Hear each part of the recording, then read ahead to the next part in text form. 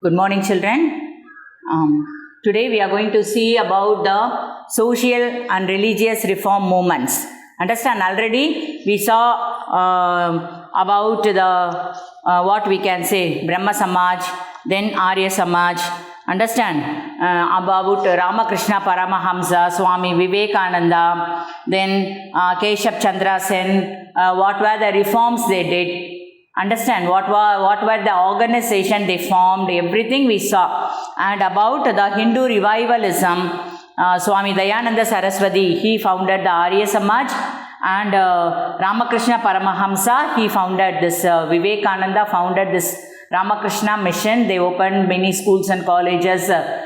They started many reforms. They done many reforms for the revivalism of Hinduism. Okay, then after that we saw about the anti-caste movements.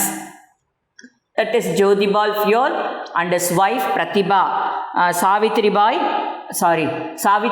Phule. Both of them, they worked for the welfare of the people.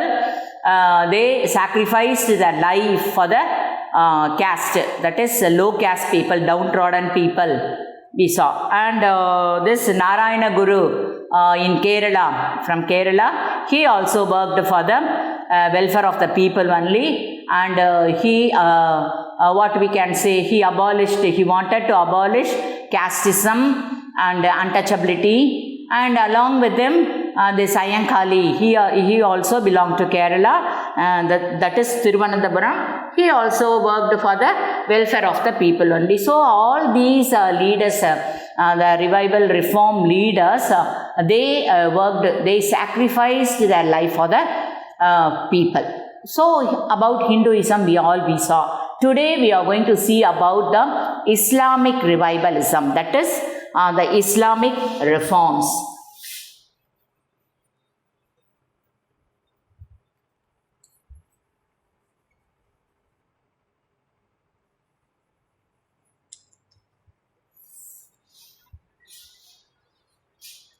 Here, we all know that the great,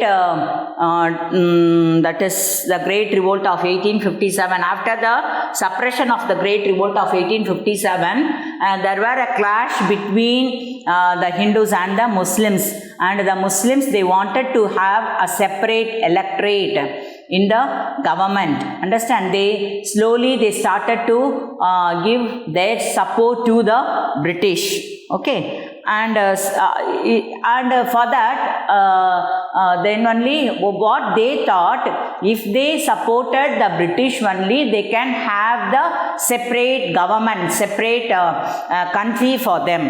Like that they thought. For that, the leaders of the Islamic reform movements, they asked the Muslim people to learn the Western education, the English education, the Western science and technology, to attract the Britishers. And who were the leaders who did the reforms for the people? That we'll see now. Okay, especially the important leader in the Islamic reform was Sir Syed Ahmad Khan.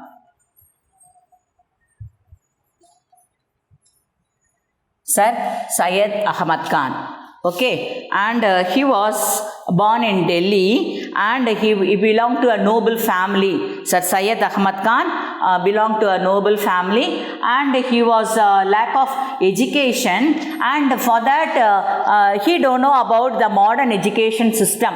So for that he belonged to that, what he thought, if we didn't learn English education, if we didn't learn the Western education, so the Britishers, they'll think that the Muslims will be backward class. Like that they will think. Abindradhanala, he forced the Muslim people to learn the British education, that is the Western education, the English language, to accept the Western science. Understand?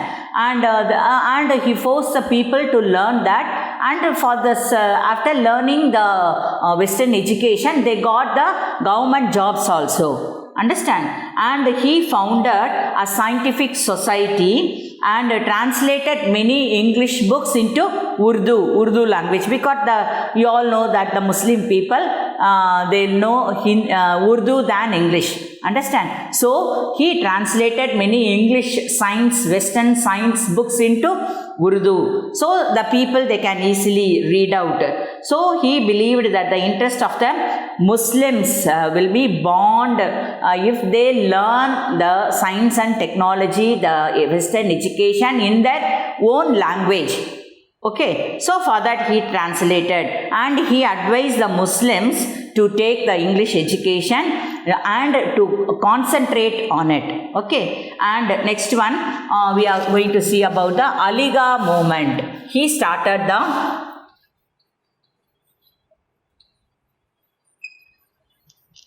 Aligarh movement. This is a Islam movement, Aligarh movement. Sir Syed Ahmad Khan, he started a movement. It was called as Aligarh movement. He only started this Aligarh movement. Understand? Because of the Aligarh Mohammedan Anglo-Oriental College. He started a college. It was called as Aligarh. At Aligarh, the place. Aligarh is a place. Okay. So in Aligarh, he started an Oriental college. So அதனால் அந்த காலேஜை start பண்ணி எந்த இயரில் start பண்ணாங்க? இன் 1875. Aligarh. In Aligarh, he started a Anglo-Oriented college in the year 1875. He started the college in the 18th year. And he forced the Indian Muslims to get education in that. Understand? He asked the Indian Muslims to educate in the Aligarh college. That is Anglo-Oriental college, and it become university. Aligarh University. Okay. Then next one, Deoband movement.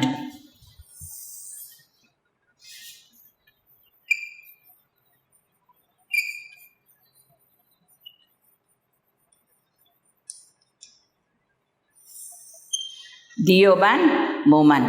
This Deoband movement was a revivalist movement organized by Orthodox Muslim ulemas. Understand? அந்த முஸ்லிம் leaders இருக்காங்கல்ல, அவங்கள என்ன நம்ம சொல்லுவாங்க? உலேமாஸ். The orthodox உலேமாஸ். Understand? அதில் important யார்? லீடர் யார்? Who was the leader? Important லீடர்னா Muhammad Qasim Vanatawi. Say all of you. Muhammad Qasim Vanatawi. Understand? He was a leader. And another man, his name was Rashid Ahmad Gangotri. Okay. Both of them founded the school at Deoband in Saranpur district in the Uttar Pradesh district. They founded a school. Both of them, they founded a school in Uttar Pradesh district. Understand? And the school curricula, the Western, they did not force the Muslim people to learn the English education.